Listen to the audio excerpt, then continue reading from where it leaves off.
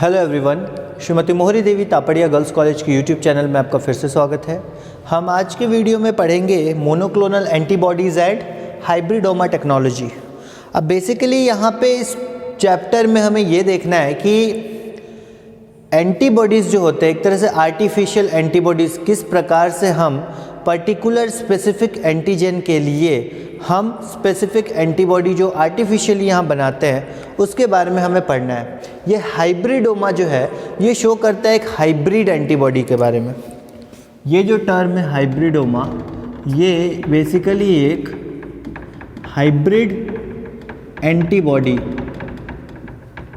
Hybrid antibody बोलने का मतलब जो एंटीबॉडी बनाई गई हो कुछ चीज़ें मिला के। नॉर्मली जो एंटीबॉडीज़ में चीज़ें नहीं होती उन चीज़ों को मिला के एंटीबॉडी बनाई गई हो। अब यहाँ पे क्या है, हाइब्रिडोमा टेक्नोलॉजी लेने का या फिर इसको डेवलप करने की क्या ज़रूरत पड़ी कि एंटीजन्स जो हमारे शरीर में आते हैं, जब एंटीजन हमारे शरीर में आते हैं तो कई एंटीजन होते हैं जिनके पास कई प्रकार के एपिटोप्स होते हैं। ठीक है, एंटीजन्स के पास क्या होते हैं?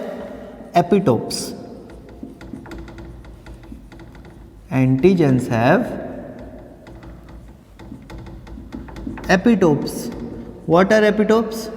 Epitopes जो होते हैं वो बेसिकली एंटीजन के बाइंडिंग साइट्स होते हैं। मतलब एक तरह से डिटरमाइनिंग साइट, मतलब एंटीबॉडी जब एंटीजन के पास जाएगा तो उसको देख के नहीं पहचानेगा, इन साइट्स के मदद से ही पहचानेगा। एंटीबॉडी इसी साइट को देख के पहचानेगा। तो ये बेसिकली एक एंटीबॉडी डिटरमाइनिंग साइट है ना। एंटीबॉडी इसी को देख के डिटरमाइन करेगा। एंटीबॉडी डिटरमाइनिंग साइट ये है एपिटोप्स। तो कुछ एंटीजन्स ऐसे होते हैं जिनके पास एक ही एंटीजन है, उसमें अलग अलग प्रकार के एपिटोप्स प्रेजेंट होते हैं। जब मल्टीपल एपिटोप्स प्रेजेंट होते हैं तो एंटीबॉडी जाता है इन एपिटोप्स के पास, अलग अलग टाइप के एंटीबॉडीज़ जाके बाइंड कर जाते हैं। बीमारी तो कोई एक ही होगी पर बाइंड बहुत सारे एपिटोप्स पे कर जाते हैं एंटीबॉडी। तो बहुत सारे, आप बोलो तो एक तरह से हेट्रोजीनस एंटीबॉडीज़, कई प्रकार के एंटीबॉडीज़ जो हैं उनका सिक्रीशन हो जाता है।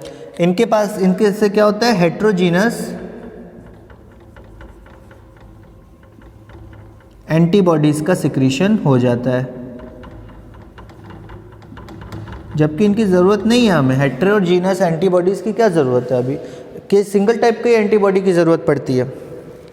तो यहाँ पे हमने ये देखा कि हमें हेट्रोजीनस एंटीबॉडीज़ नहीं चाहिए, हमें एक ऐसे एंटीबॉडीज़ की ज़रूरत है, ऐसे एंटीबॉडी की ज़रूरत है जो स्पेसिफिक, बिल्कुल स्पेसिफिक हो।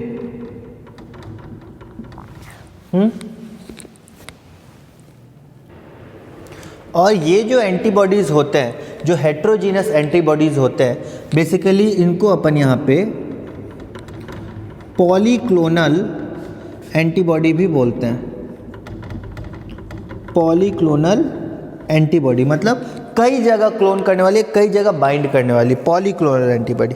ठीक, अब यहाँ पे अगर अपन मोनोक्लोनल एंटीबॉडी की बात करें, मोनोक्लोनल का मतलब आपको समझ में आया होगा कि स्पेसिफिक होनी चाहिए। वो जो एंटीबॉडी है वो किसी एक पर्टिकुलर एपिटोप के लिए, किसी एक पर्टिकुलर एंटीजन के लिए ही बनी होनी चाहिए।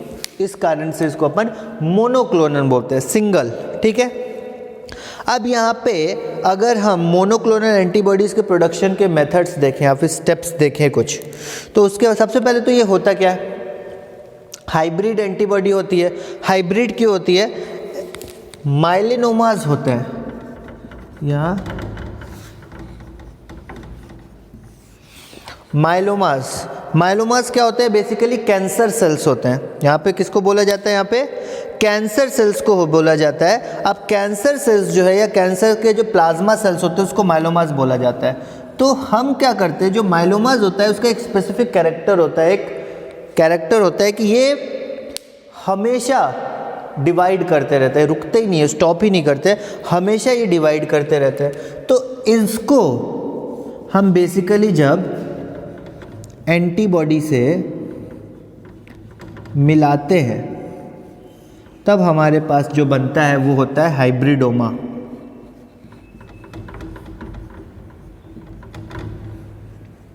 समझ में आया? क्या बोला हमने कि माइलोमास को जब हम एंटीबॉडी से मिलाते हैं, ये कैंसरस सेल्स है, कैंसरस सेल्स जो कि रैपिडली या फिर अनकंटिन्यूअस ग्रोथ करते हैं, ठीक है, अनकंट्रोल्ड ग्रोथ करते हैं। इनका एक चीज़ ये रहता है कि ये अनकंट्रोल्ड ग्रोथ, एक तरह से इमॉर्टल, कभी नहीं मरने वाले, अमर, ऐसा होता है माइलोमास। उनको एंटीबॉडी से मिलाया जाता है और हाइब्रिडोमा एंटीबॉडीज़ जो है वो बनाई जाती है। अब हाइब्रिडोमा एंटीबॉडीज़ जो है वो तो बनाई गई, अब इसको देखते हैं कि क्या इसके मेथड्स होते हैं बेसिकली हाइब्रिडोमा एंटीबॉडीज़ बनाने के। ठीक, हाइब्रिडोमा एंटीबॉडीज़ बनाने के अगर अपन मेथड के बारे, इसको मैं मिटा देता हूँ, फिर से अपन यहीं पे देखते हैं।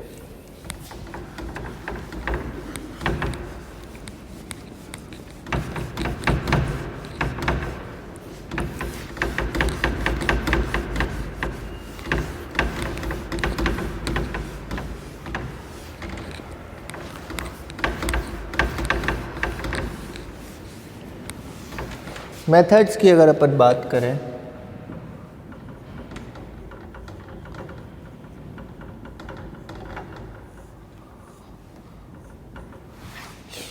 सबसे पहले अपन एक्सपेरिमेंट के लिए अपने, या फिर इस पर्टिकुलर एक्सपेरिमेंट प्रैक्टिकल के लिए जो हम रिसर्च करेंगे अपनी, वो नॉर्मली ह्यूमंस पे नहीं कर सकते, माइस जो चूहे होते हैं उनको लेते हैं। ठीक, माइस को लिया और उसको सबसे पहले एक पर्टिकुलर एंटीजन से हमने इंजेक्ट कर दिया, उस एंटीजन से जिस एंटीजन की एंटीबॉडी हमें चाहिए।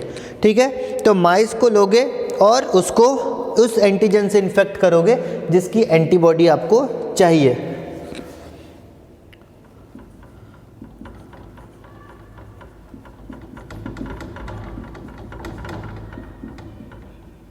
Mice are first take and exposed to the antigen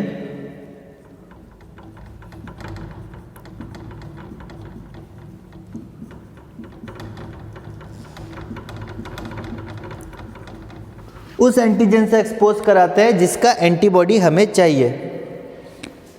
ठीक है, वो antibodies to be generated,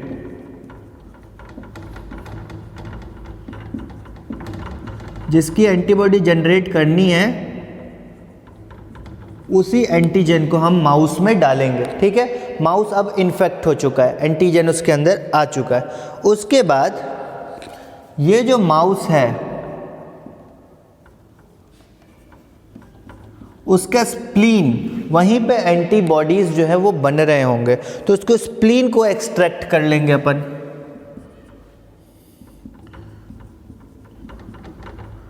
basically अपन को क्या करना है, हमको तो एंटीबॉडी चाहिए, एंटीबॉडी ऐसे तो मिलेगा नहीं, पर जब हम एंटीजन डालेंगे तब उसके खिलाफ एंटीबॉडी बनेगा, तो वो एंटीबॉडी हमें यहाँ से स्प्लीन से मिल जाएगा। तो स्प्लीन से हम एंटीबॉडी को एक्सट्रैक्ट करेंगे।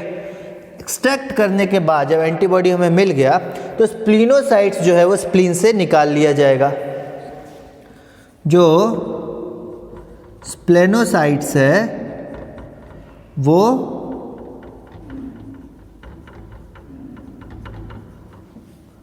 मतलब जो सेल्स हैं स्प्लीन की, स्प्लेनोसाइट्स एक्सट्रैक्टेड फ्रॉम स्प्लीन, वो स्प्लीन से निकाल ली जाएंगी। ठीक है, सबसे पहले हमने माउस को इन्फेक्ट किया, फिर उसका स्प्लीन निकाल लिया, फिर उसके बाद स्प्लीन से जो है स्प्लेनोसाइट्स को हमने एक्सट्रैक्ट कर लिया, बाहर निकाल लिया। स्प्लेनोसाइट्स में बी सेल मौजूद रहते हैं, स्प्लेनोसाइट्स में बी सेल मौजूद रहते हैं।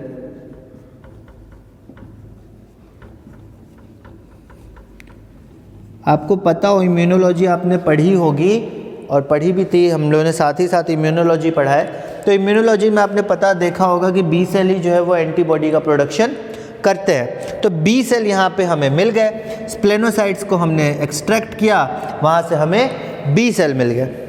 अब बी सेल जो है वो एंटीबॉडी का प्रोडक्शन करेंगे। यही बी सेल, क्यों? क्योंकि ये तो एंटीजन से इन्फेक्टेड है, तो ये अब करेंगे सिक्रीशन या जनरेशन करेंगे एंटीबॉडी का। ठीक, तो B cells obtain will now produce antibody. These obtained B cells will now produce antibodies. ये बी सेल्स जो है एंटीबॉडीज का निर्माण करेंगे। ठीक है, बी सेल से एंटीबॉडी का निर्माण करते हैं हमारे शरीर में। ये मैंने पहले भी आपको बताया है जब हम इम्यूनोलॉजी पढ़ रहे थे और सेल्स ऑफ इम्यूनिटी पढ़ रहे थे, वहाँ पे हम एडेप्टिव इम्यूनिटी पढ़ रहे थे, वहाँ पे हमने ये देखा था। ठीक है, इसके बाद हमें लेना है एक दूसरा mouse.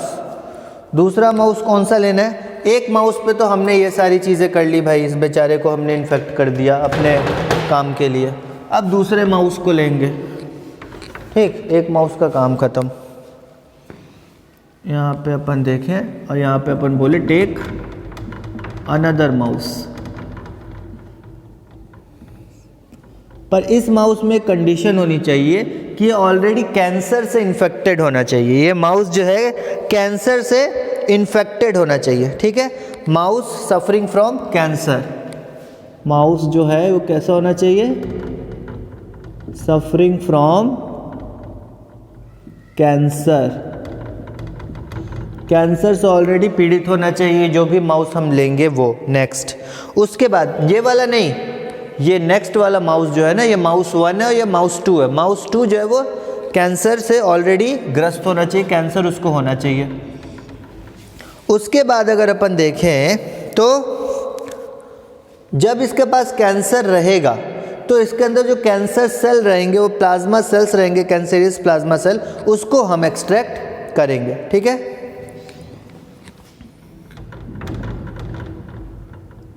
Cancerous plasma cell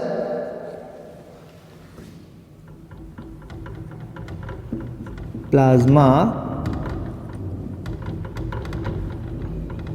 sales are extracted. ये जो कैंसरियस प्लाज्मा सेल्स है उनको हमने एक्सट्रैक्ट किया, क्योंकि हमने पहले ही बोला था कि कैंसरस सेल्स और एंटीबॉडीज दोनों को मिलाएंगे तब हमारा हाइब्रिडोमा बनके तैयार होता है। तो कैंसरस प्लाज्मा सेल्स हमें चाहिए, तो वो सेल हमने माउस से निकाल लिया, एक्सट्रैक्ट कर लिया। अब ये जो मायलोमाज है वो इमोर्टल सेल्स होते हैं। ठीक है, मतलब ये कंटिन्यू ग्रोथ करते रहते हैं, कंटिन्यू डिवाइड होते रहते हैं, ग्रोथ नहीं डिवाइड होते रहते हैं। ठीक है, नॉन स्टॉपेबल। तो मायलोमाज आर इमोर्टल सेल्स, इमोर्टल।